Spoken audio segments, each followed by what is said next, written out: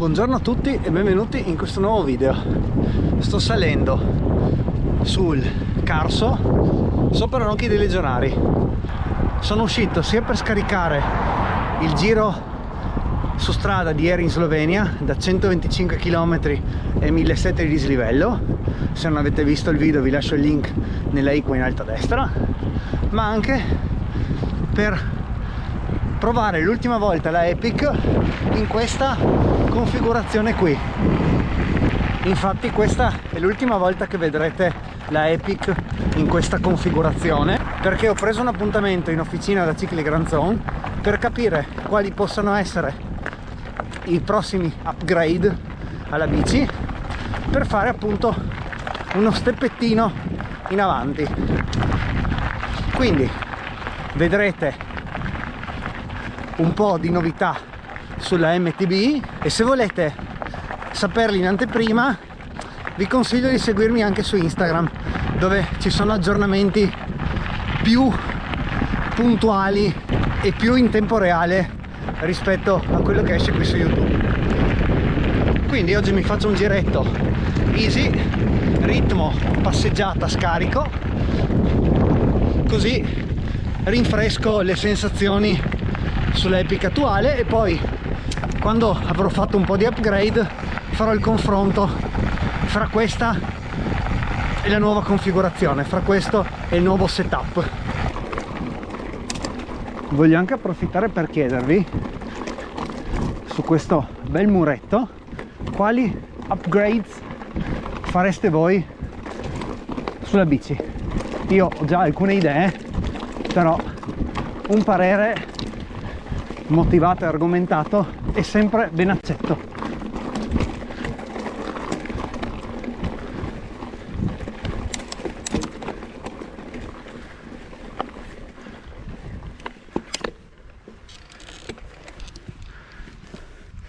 Here we are. Per chi fosse nuovo del canale e non avesse visto un po' tutti i video sulla Epic, sulla configurazione, sul tagliando, sugli upgrade vari che ho fatto o sulle piccole modifiche, vi lascio qui nella in alto a destra tutti i video che riguardano l'Epic Evo 2021.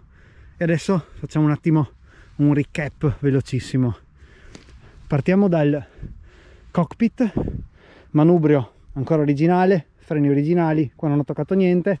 Ho lavorato sulla posizione con lo studio biomeccanico CTF Lab, ruote Roval Control Carbon con dei super mozzi. La bici scorre veramente tantissimo, un po' per la sua configurazione down country più trail e un po' sicuramente anche per le ruote. Pneumatici ground control da 2,35, tubeless senza mousse all'anteriore, perché invece la mousse sì che l'ho montata al posteriore, ma ne parliamo dopo. RockShox SID Select Plus con blocco sullo stelo, quindi no blocco al manubrio. Telaio in configurazione classica standard. Ammo anche questo RockShox SID Lux Select Plus. Tanta roba, questo ammortizzatore qua veramente mi dà abbastanza sicurezza per me che non sono proprio una tigre in discesa, e tanta roba. Reggisella telescopico, anche questo mi aiuta veramente tantissimo in discesa. Qua abbiamo corona da 32, la bici è montata SRAM X01 con il 50 dietro come rapporto più morbido. Qui già potrebbe esserci un'idea di upgrade. Se vi viene in mente qualcosa lasciatemi un commento, fatemelo sapere.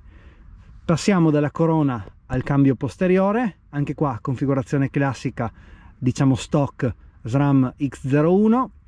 Qui anche ci potrebbe essere secondo me un'idea di upgrade, vediamo cosa si può fare o cosa si potrà fare. Come dicevo prima, ruote, anche dietro ovviamente c'è lo stesso cerchio, ma come pneumatico c'è il Fast Track di Specialized, con cui io mi trovo veramente da Dio, benissimo, anche nel fango pesante non ho mai avuto problemi. Con all'interno tubeless e mousse PTN Peppy's Tire Noodle, veramente tanta roba. Se non avete visto il video della gara Cortina ve lo lascio nella icona in alto a destra, perché avere la mousse mi ha salvato. Ho forato in discesa e sono andato via tranquillo sulla salita successiva, anzi con una grandissima trazione in salita, perché la ruota era a bassa di pressione ma la mousse salvava il cerchio, aveva una impronta a terra veramente ottima e la bici saliva in modo spettacolare, direi veramente molto molto bene. Freni standard, qua non ho fatto nessun upgrade se non qualche regolazione. Qua potrebbe esserci qualche upgrade da fare, non lo so. Mi sono sempre trovato bene con i freni, io sono uno che frena veramente tanto, ma soprattutto mi piace frenare profondo, cioè la leva qui è tutta morbida, comincia a puntare il freno appena da qui e poi ho tutto da modulare, così è la configurazione freni che piace a me. Questa è un po' la bici, poi ci sono accessorietti, robe semplici come il sistema SWAT di Specialized, dove alloggio una carica di CO2 con il suo rubinetto e una camera d'aria nel caso fosse necessario. Quindi con la bici in questa configurazione praticamente standard, praticamente stock, come esce dalla fabbrica, come viene proposta da Specialized, secondo voi che upgrade avrebbe senso fare? Quali upgrade potrebbero darmi più sicurezza, più prestazioni, diciamo così, in salita, in discesa o in generale? Vediamo che idea avete voi, magari mi lasciate un commento e vediamo, magari qualcuno di voi ha questa stessa bici o una bici equivalente e ha fatto qualche upgrade con cui si trova particolarmente bene. Vediamo che cosa salta fuori nei commenti, poi ovviamente vi svelerò che cosa sceglierò di fare e che cosa faremo in officina, lo vedrete sicuramente, quindi occasione per iscrivervi al canale.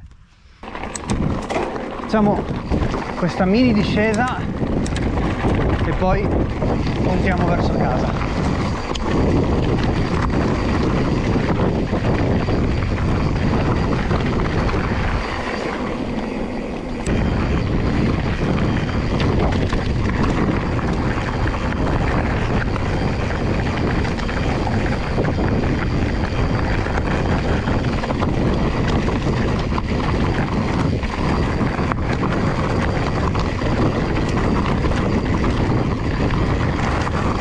Che bella che è sta bici.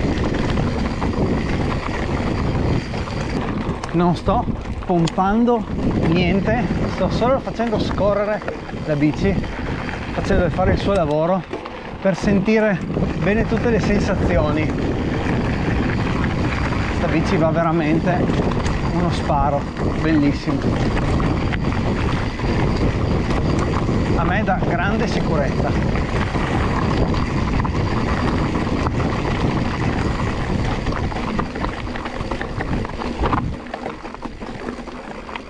Libero.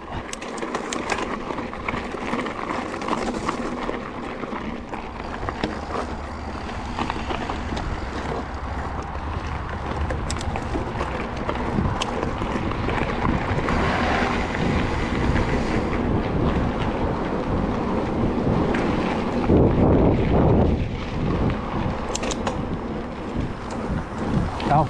Ciao. Buongiorno.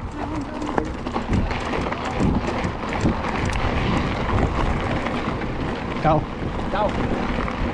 Video veloce perché oggi appunto serve solo per scaricare il giro di ieri e per rinfrescare le ultime sensazioni con la Epic in questo setup qua. Lasciatemi un commento se avete qualche idea sugli upgrade da fare alla Epic e ci vediamo al prossimo video. Iscrivetevi, lasciate un like. Ciao.